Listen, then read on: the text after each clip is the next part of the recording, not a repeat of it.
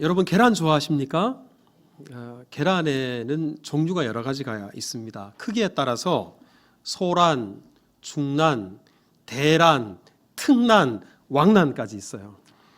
그리고 초란이 뭔지 아시죠?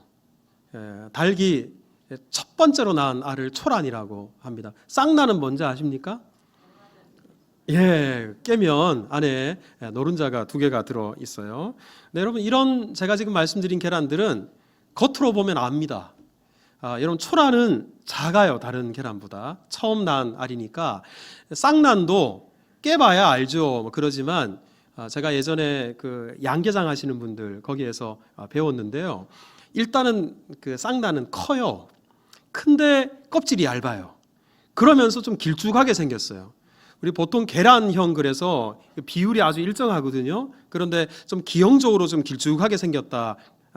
그런 계란들을 깨보면 거의가 쌍란이 들어 있습니다. 자, 그런데 겉으로는 도무지 구별이 되지 않지만 내용물은 엄청난 차이가 있는 계란이 있어요.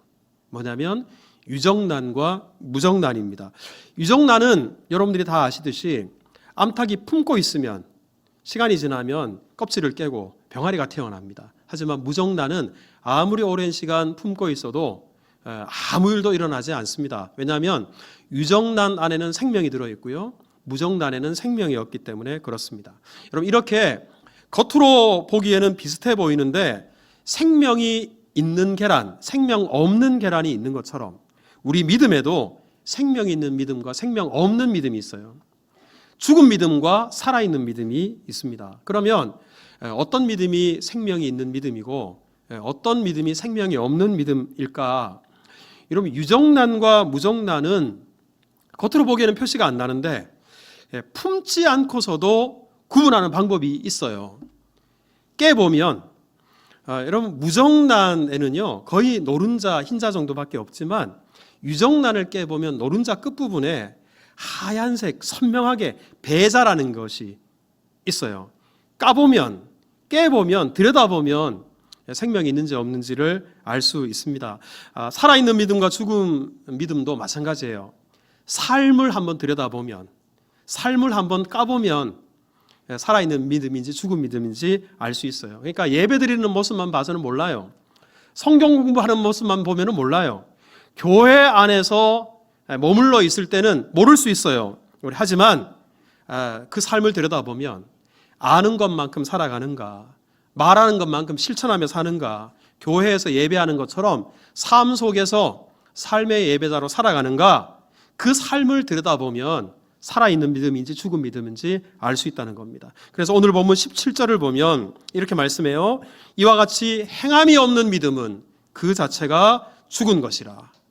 삶 속에 실천이 있느냐, 아는 것만큼 행하고 살아가느냐, 이걸 들여다보면 살아있는 믿음인지 죽은 믿음인지 알 수 있다라는 말입니다. 특별히 우리 오늘 읽지 않았습니다만 22절에 보면 이렇게 말씀해요. 믿음이 그의 행함과 함께 일하고 행함으로 믿음이 어떻게 되었다요? 그래요? 온전하게 되었다 그럽니다. 여기서 온전하다, 야고보서에서 온전하다는 게 성숙한다라는 말이잖아요.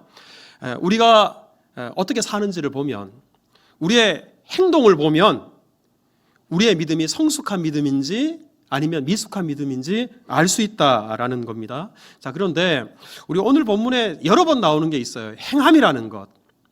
행함. 그런데 우리 성도들 중에는 이 행함이라는 말을 유독 거북스럽게 생각하고 불편하게 생각하는 분들이 많습니다. 이렇게 말씀해요. 목사님, 우리가 구원받는 게 믿음으로 구원받지 행함으로 구원받습니까? 오직 믿음이잖아요. 행함이 뭐가 중요해요? 이렇게 말씀하시는 분들이 계십니다. 여러분, 물론 맞는 말씀이에요. 에베소서 2장 8절을 보면 보세요. 너희는 그 은혜에 의하여 무엇으로 구원받아요? 믿음으로 구원받습니다. 그 다음 절을 보면 행위에서 난 것이 아니래요. 여러분, 이 에베소서뿐만 아니라 로마서 1장 17절에도 보면 오직 의인은 무엇으로 말미암아 살아요? 믿음으로 말미암아 살아요. 여러분, 성경은 분명히 우리가 행함으로 구원받는 게 아니라 믿음으로 구원받는다라고 말씀합니다. 그럼 종교개혁이 일어난 이유도 다른 게 아니에요. 우리가 믿음으로 구원받는 것인데 이 종교개혁이 일어나기 전까지만 하더라도 사람들이 인간의 노력으로, 인간의 공로로, 인간의 행함으로 구원받으려고 했거든요. 그러다 보니까 교회 안에 온갖 문제가 생겼어요. 변질되고 부패하는 일들이 일어났습니다. 여러분, 이때 종교개혁을 앞장서서 이끌었던 사람이 루터잖아요. 그러니까 루터가 이런 관점에서 야고보서 오늘 본문을 읽으니까 마음에 들지 않는 거예요. 그래서 루터가 이 종교개혁을 한참 이제 일으키면서 신약 성경을 독일어로 번역을 했거든요. 그 독일어 신약 성경 서문에다가 뭐라고 썼냐 그러면, 야고보가 쓴 서신은 다른 서신과 비교하면 지푸라기에 불과하다. 왜냐하면 야고보서 안에는 복음의 핵심이 빠져 있기 때문에 그렇다. 이렇게 썼습니다. 하지만 루터가 이렇게 말한 이유는 오늘 본문을 오해했기 때문에 그래요. 루터가 오늘 본문을 처음 읽을 때는 이렇게 생각했어요. 믿음이 있고 행함이 있는데 야고보는 이 둘 중에서 믿음보다도 행함이 더 중요하다. 야고보가 이렇게 생각했다는 거예요. 그리고 믿음과 행함이 있는데 무엇으로 구원받느냐? 행함으로 구원받는다라고 야고보가 말했다. 루터가 처음에 이렇게 오해를 했습니다. 그래서 야고보서를 지푸라기 서신이다 이렇게 말을 했던 겁니다. 하지만 여러분, 오늘 본문은 그런 말씀이 아니에요. 우리에게 믿음이 있다면 앞서 말씀드린 것처럼 그 믿음이 진짜인지 가짜인지, 살아있는 믿음인지 죽은 믿음인지 어떻게 알 수 있는가? 믿음 따로 행함 따로가 아니라 진짜 믿음, 살아있는 믿음이 있다면 그 믿음에 걸맞는 삶을 살아간다는 거예요. 그 믿음이 진짜 믿음이라면 반드시 믿음의 열매를 맺는다는 거예요. 그러니까 믿음과 행함을 별개가 아니라 같은 동일선상에서 놓고 말씀하고 있는 겁니다.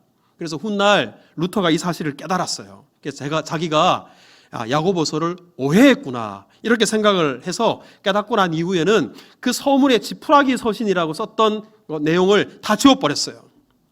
그리고 루터가 이렇게 고백했습니다. 한번 들어보세요. 믿음은 우리를 안에서부터 변화시키고 믿음과 함께 우리 안에 성령이 머물게 하신다. 성령은 끊임없이 우리로 하여금 선한 일을 하지 않고는 견딜 수 없게 만드신다. 때문에 만일 선한 일을 도무지 행하지 않는 사람이 있다면 그는 믿음이 없는 사람이고 그는 불신자이다. 이런 무슨 말이에요? 우리 안에 진짜 믿음, 살아있는 믿음이 있다면 우리 안에 계시는 성령께서 우리로 하여금 선한 일, 하나님을 기쁘시게 하는 행함 있는 삶을 살도록 우리를 인도하신다라는 이야기입니다. 그러니까 믿음 따로 행함 따로가 아니라 믿음의 열매가 행함이다라고 루터가 깨달았던 거예요. 그래서 이런 깨닫고 난 이후에 에베소서 2장 8절 말씀을 루터가 다시 읽어봤어요. 여러분 보세요. 분명히 8절에 우리가 구원받는 것은 믿음으로 말미암아 구원받아요.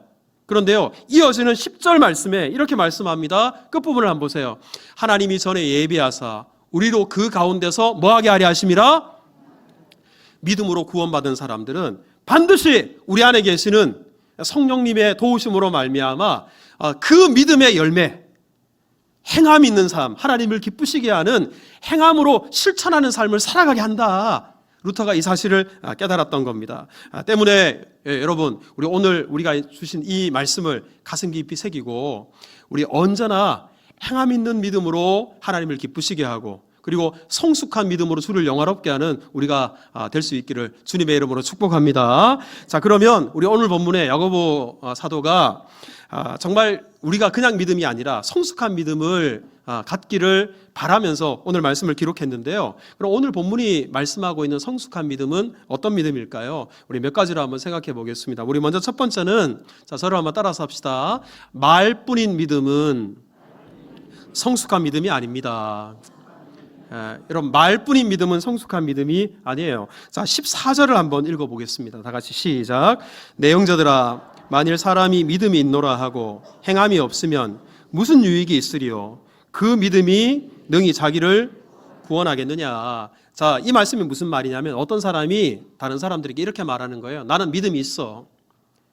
내 안에는 믿음이 있어. 이렇게 말하는 거예요. 그런데 자기 안에 믿음이 있다고 말은 하지만 그뿐이에요. 무슨 말이냐면 말만 해요. 말뿐이에요.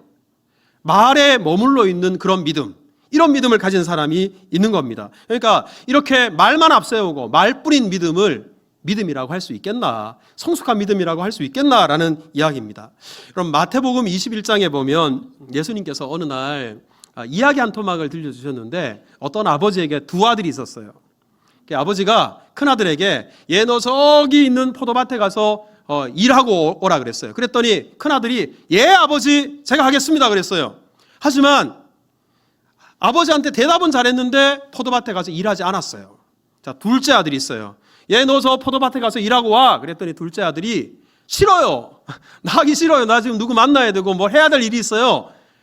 처음에는 하지 않겠다 그랬어요. 그런데 가만히 생각해 보니까 내가 아버지의 말씀을 거역했구나. 뉘우치고 가서 포도밭에 가서 일을 하고 왔어요. 자, 이 이야기를 들려주신 다음에 예수님께서 사람들에게 질문하십니다. 이 두 아들 중에 누가 아버지의 뜻대로 하였느냐? 자, 여러분 누가 아버지의 뜻대로 했습니까? 대답만 하고 말만 하고 정작 행동에 실천에 옮기지 않은 큰아들. 여러분 이 큰아들이 어떻게 아버지를 기쁘게 했다고 말할 수 있겠어요? 어떻게 아버지를 존중했다고 말할 수 있겠어요?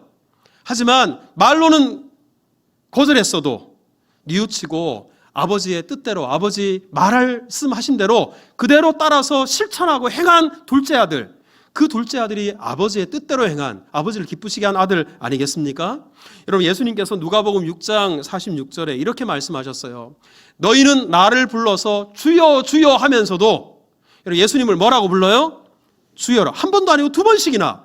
여러분 예수님을 주라고 부르는 거 신앙 고백이잖아요. 그것도 두 번씩이나 부르니까 얼마나 열심히 있는 사람입니까? 그런데 이렇게 예수님을 주님이라고 하면서도 어찌하여 내가 말하는 것을 행하지 아니하느냐? 여러분 이 사람이 믿음 있는 사람일까요? 아닙니다.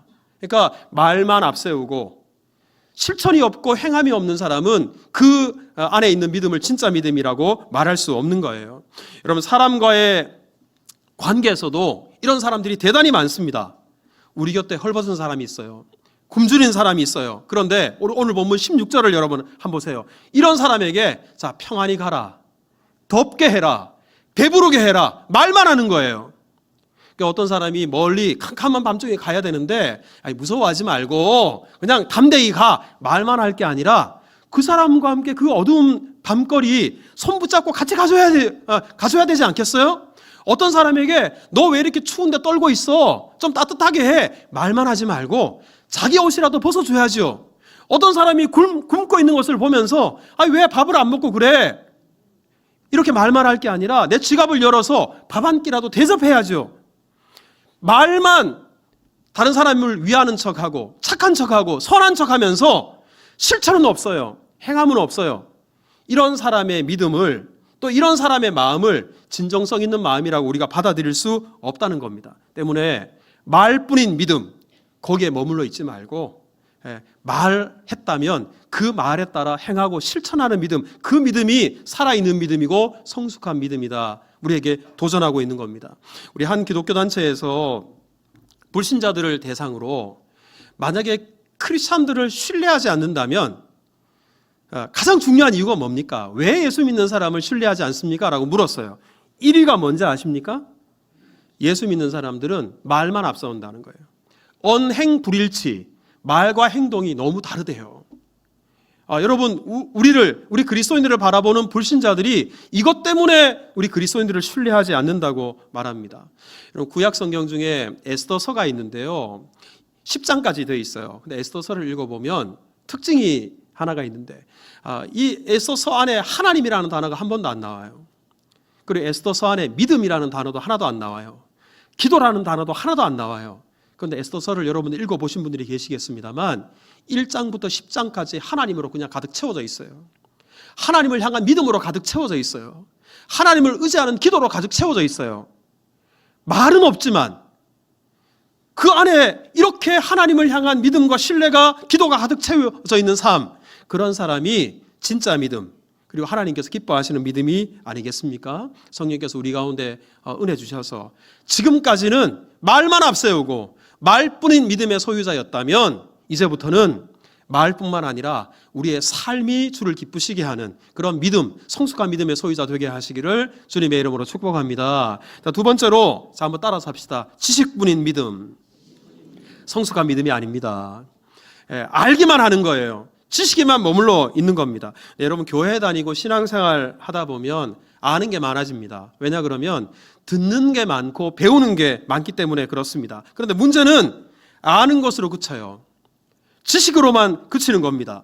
머리에서 가슴으로 내려오지 않고요, 이 가슴에서 손과 발로 옮겨지지 않는 겁니다. 자, 그래서 오늘 본문 19절에 보면 자, 이렇게 말씀해요. 야고보 사도가 따끔하게 일침을 가합니다. 네가 하나님은 한 분이신 줄을 믿느냐?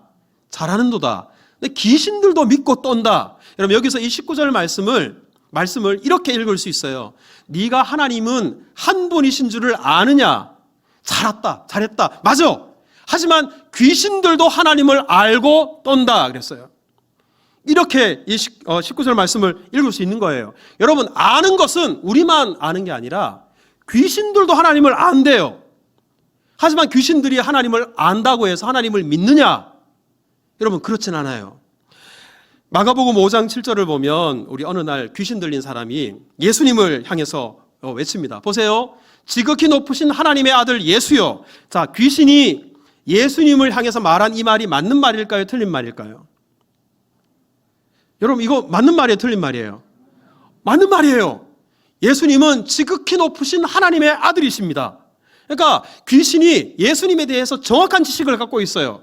예수님을 정확하게 알고 있어요. 그런데 이어지는 말씀을 한번 보십시오. 이렇게 예수님에 대해서 지식을 갖고 있지만 나와 당신이 무슨 상관이 있는가? 예수님과 아무런 관계를 맺으려고 하지 않아요. 심지어 끝부분을 보면 나를 괴롭게 하지 마시고 얼른 내게서 떠나십시오. 예수님과 멀리 하려고 그래요.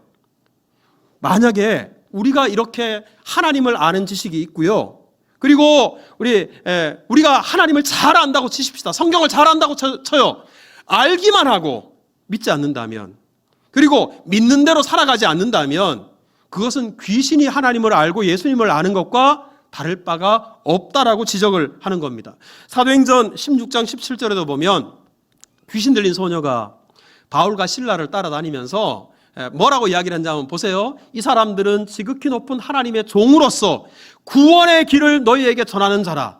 바울과 실라가 이 빌립보 지역에 가서 복음 전했거든요. 그 복음을 뭐라고 알고 있었냐면 구원의 길로 알고 있어요. 자, 여러분, 이 귀신이 잘못 알고 있어요? 아니면 정확하게 알고 있어요? 정확하게 알고 있어요. 근데 이 귀신이 아는 것만큼 바울이 전한 복음을 듣고 예수님을 믿었나?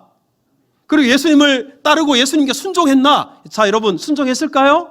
아닙니다. 몇 날 며칠을 따라다니고 그냥 뒤에서 이 사람은 하나님의 종인데 구원의 길을 전하는 사람이다. 복음 전하지 못하도록 회방만 놓을 뿐이었습니다. 여러분, 이런 믿음을 우리는 절대로 살아있는 믿음, 성숙한 믿음이라고 말하지 않는 겁니다. 때문에 여러분, 우리가 교회 신앙생활 10년, 20년 하다가 보면 머릿속에 든 건 많아요. 아는 건 많아요. 제가 신방하다 보면 많은 분들이 그래요. 목사님, 저 모태신앙이라고. 지금 그 말씀 안 하셔도 내가 다 안다고. 그런데 제가 보기에는 아직 어린애 믿음이에요. 그 믿음이 아주 성숙하지 못했어요. 근데 자기가 안다고 생각하고 도무지 들으려고도 하지 않고요, 자기 스스로 방어막을 치고 있어요. 얼마나 안타까운지 몰라요. 때문에 오늘 본문의 야고보 사도가 알기는 알면서도 제대로 실천하지 않는 것에 대해서 두 가지 예를 들어서 아는 것이 뭐냐, 아는 믿음에서 그치지 않는 믿음이 무엇인가 두 사람의 예를 듭니다. 하나는 아브라함이에요. 하나는 라합입니다. 자, 우리 오늘 본문 21절을 한번 읽어볼까요? 다 같이 시작.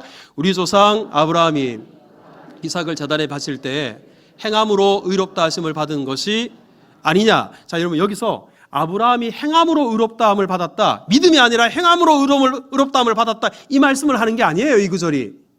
이 구절의 의미가 뭐냐면, 우리가 보통 아브라함을 믿음의 조상이라 그러잖아요.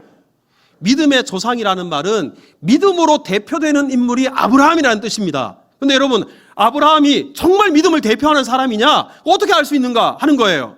근데 어느 날 하나님께서 아브라함에게 말씀하셨어요. 아브라함아, 너 아들 있지? 너 100살에 낳은 아들 있잖아. 그 아들, 네가 나를 믿는다면 모리아산에 가서 제물로 바쳐라. 하나님 말씀하셨어요. 여러분, 아브라함에게 있는 믿음이 진짜 믿음이라면 하나님 말씀에 순종해야 되잖아요. 자, 100살에 낳은 하나밖에 없는 아들, 하나님께서 말씀하시니까 아브라함이 어떻게 했습니까? 그 말씀이 떨어지자마자 그 다음날 새벽에 아들을 데리고 모리아산에 올라가요. 칼을 빼들고 실제로 아들을 죽이려고 했어요. 하지만 그때 하나님께서 막으시죠. 그러면서 창세기 22장 12절에 우리 하나님께서 선사를 보내셔서 이렇게 말씀하십니다. 내가 이제야 네가 하나님을 경외하는 줄, 네가 하나님을 믿는 줄 아노라. 여러분, 여기서 내가 이제야라는 뜻이 뭔지 아세요? 네가 내 말에 순종하는 것을 보니 네 안에 있는 믿음이 진짜구나. 여러분, 아브라함의 믿음이 진짜인지 살아있는 믿음인지 바로 이렇게 하나님 말씀에 순종하는 것을 보니까 알게 되는 거예요. 여러분, 라합도 마찬가지입니다. 라합은 이스라엘 사람이 아니에요. 여리고성에 있는 기생이었고요. 그리고 이방인이었어요. 그런데 어느 날 하나님에 대한 소문을 들었어요. 그 소문을 듣고 하나님을 믿었어요. 잠시 후면 이제 우리 하나님께서 이스라엘 사람들을 이 가나안 땅, 여리고 땅을 다 이스라엘 사람들에게 주실 거야. 이렇게 믿었습니다. 자, 이렇게 믿고 있다가 드디어 여호수아가 2명의 우리 정탐꾼들을 여리고성 안에 보냈거든요. 여러분, 원래는 어떻게 해야 되냐? 그럼 간첩들이에요, 정탐꾼들이. 그러니까 이 사람들을 신고해서 처형시켜야 될 텐데 기생 라합이 하나님을 믿는 사람이니까 자기의 목숨을 걸고 이 정탐꾼들을 보호해 줍니다. 나중에 몰래 뒤로 빠져나가게 해줘요. 여러분, 라합이 왜 그렇게 했겠습니까? 하나님을 믿으니까, 하나님을 신뢰하니까 자기의 목숨을 걸고 하나님께서 보내신 이 정탐꾼들을 보호해 주었던 겁니다. 여러분, 우리의 믿음이 아는 것에서, 지식에서 머물러 있고 삶으로 옮겨지지 않고 순종하지 않는다 그러면 그 믿음은 가짜예요. 죽은 믿음이에요. 그리고 아직까지 미숙한 믿음입니다. 우리 좋은 믿음을 3H 믿음이다, 그렇게 말을 해요. 여러분, 머리를 영어로 뭐라 그래요? 제가 영어를 잘 못하기 때문에 쉬운 영어만 이야기를 해요. 머리가 영어로 뭐라고요? 헤드죠. 가슴을 영어로 뭐라 그래요? heart. 손을 영어로 뭐라 그래요? 핸드라 그러잖아요. 그런데 자, 여러분, 우리 하나님을 아는 지식이 머릿속에 들어왔어요. 여기서만 머물러 있는 게 아니라 이 하나님의 말씀이 우리의 가슴을 뜨겁게 해야 돼요. 우리의 가슴이 뜨겁게 되고 감동을 받았다면 거기서 끝나는 게 아니라 우리의 손을 가지고 그 하나님 말씀에 순종하며 살아야 돼요. 여러분, 우리가 예배 시간에 여러 가지 말씀을 들어요. 올해만 하더라도 제가 주일 오전 예배 때 성숙이라는 하나의 주제만 가지고 여러분과 말씀을 나누고 있습니다. 그런데요, 이 말씀을 아무리 들어도 그냥 듣는 것에서 끝나요. 예배당 문을 열고 밖에 나가버리면 하나도 기억 남는 것도 없어요. 그리고 기억 남는 게 없으니까 하나님의 말씀에 순종하며 살지도 않아요. 여러분, 이런 말씀을 100날 들어도 우리는 여전히 어린아이 믿음에 머물러 있습니다. 내가 주신 말씀, 그 말씀 작은 것 하나라도, 내가 순종할 수 있는 작은 것 하나라도 삶 속에서 실천하고 행하고 이걸 생명의 말씀인 줄 알고 순종하며 나아갈 때 우리의 믿음이 조금 자라가게 되는 겁니다. 지식으로만, 아는 것으로만 그치지 말고 삶 속에 아는 만큼 살아낼 수 있기를 주님의 이름으로 축복합니다. 마지막으로, 자, 저를 한번 따라서 합시다. 삶으로 드러나야 됩니다. 자, 우리 26절을 같이 읽겠습니다. 시작. 영혼 없는 몸이 죽은 것 같이 행함이 없는 믿음은 죽은 것이니라. 자, 여기서 행함이 있는 믿음을 설명하면서 영혼과 육체의 관계로 설명을 합니다. 자, 여러분, 우리 사람에게 생명이 있는 한 우리의 육체와 영혼은 절대로 떨어질 수 없어요. 제가 우리 성도님들에게 건강관리 잘 하시라고 하는 이유가 여러분, 건강해야 신앙생활도 잘하는 겁니다. 영혼과 육체가 별개가 아니고요, 생명이 있을 때는 늘 함께 하는 거예요. 여러분, 이것은 믿음과 행함의 관계도 마찬가지예요. 우리에게 있는 믿음이 진짜 믿음이라면 이 믿음은 반드시 삶에 나타나야 됩니다. 믿음과 행함은 뗄래야 뗄 수 없어요. 반드시 이어지게 되어 있다라는 이야기입니다. 여러분, 야고보서 안에 행함이라고 번역된 헬라어 단어가, 자, 한번 따라서 해보세요. 에르곤. 우리 헬라가 에르곤이거든요. 근데 이 에르곤이라는 단어가 야고보서뿐만 아니라 신약 성경에 여러 곳에서 쓰였어요.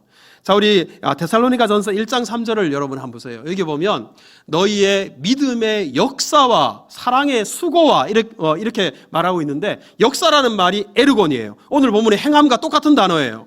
그러니까 야고보서 식으로 이 부분을 번역하면 보세요. 너희의 믿음의 행함과 사랑의 수고와 소망의 인내. 여러분, 이게 계속 짝을 이루는 겁니다. 믿음은 반드시 행함으로 열매를 맺어야 돼요. 우리가 누군가를 사랑한다면 그를 위해서 기꺼이 수고할 수 있어야 돼요. 우리 가운데 소망이 있다면 그 소망을 바라보고 참고 인내하는 거예요. 별개가 아니라 반드시 짝을 이룹니다. 여러분, 믿음에는 마치 우리의 몸과 영혼이 뗄래야 뗄 수 없이 늘 함께하는 것처럼 믿음에는 실천과 행함이 반드시 따라야 된다라는 이야기예요. 갈라디아서 5장 6절에도 보면 이렇게 말씀합니다. 사랑으로서 뭐하는 믿음? 역사하는 믿음. 우리 안에 있는 믿음이 진짜 예수 그리스도로 말미암는 살아있는 믿음이라면 이 믿음은 반드시 사랑으로 역사한다. 사랑으로 행하는 믿음으로 나타나야 그 믿음이 진짜 믿음이라는 겁니다. 여러분, 과연 우리는 믿는 것만큼 교회를 떠나서 삶 속에서 그렇게 우리의 믿음을 표현하고 있나? 믿음의 열매를 맺고 있나? 우리를 점검해야 돼요. 여러분, 요한계시록 3장 1절에 보면 우리 사대교회에 대해서 말씀해요. 네, 여러분, 이 사대교회를 우리 예수님께서 한마디로 이렇게 말씀하십니다. 네가 살았다고 하는 이름은 가졌지만 내가 보니까 죽었다. 여러분, 이거 얼마나 살떨리는 말씀이에요. 사대교회가 대단히 부유했거든요. 대단히 큰 교회였어요. 그리고 유명한 교회였어요. 하지만 유명하다고 좋은 교회, 살아있는 교회인가? 예수님께서 보실 때 사대교회는 죽은 교회예요. 이름에 걸맞지 않은 형편없는 교회예요. 그런데 여러분, 왜 사대교회가 이렇게 죽은 교회라고 예수님 말씀하셨을까요? 바로 앞부분을 보십시오. 내가 내 뭐를 아노니? 행위를 아노니. 사대교회의 행위를 보니까 이거는 이름만 유명하지 죽은 교회예요. 그래서 그 다음 절에 사대교회를 향해서 이렇게 말씀합니다. 내 하나님 앞에서 내 행위의 온전한 것을 찾지 못했다. 즉 사대교회가 성숙하지 못한 거예요. 그리고 사대교회가 행하는 모든 일들이 정말 믿음이 있는 교회, 교회다운 그런 행함이 없었기 때문에 죽은 교회라고 말씀한 겁니다. 여러분, 우리 수정교회가 큰 교회는 아닐지라도 하나님을 기쁘시게 하고 우리 하나님의 말씀에 따라 순종하는 그런 행함의 열매를 맺게 될 때 우리 주님께서는 대형 교회는 아니지만, 내가 처치는 아니지만 우리 수정교회를 죽은 교회라고 하지 않고 살아있는 교회다. 주님께서 인정하시는 성숙한 교회라고 축복하실 겁니다. 그리고 우리 또한 유명한 사람은 아닐지라도 우리가 말하는 대로 그리고 우리가 아는 대로 순종하며 나아갈 때 하나님께서 우리의 믿음을 통해서 이 열매를 통해서 영광 받으실 겁니다. 여러분, 이런 교회가 성숙한 교회예요. 이런 신앙이 성숙한 신앙입니다. 성령께서 우리 모두에게 은혜 베풀어 주셔서 관념에만 머물러 있는 믿음이 아니라 삶 가운데 열매를 맺고 실천하고 행함이 따라가는 삶으로 표현되는 그런 믿음의 소유자들 되게 하시기를 주님의 이름으로 축복합니다.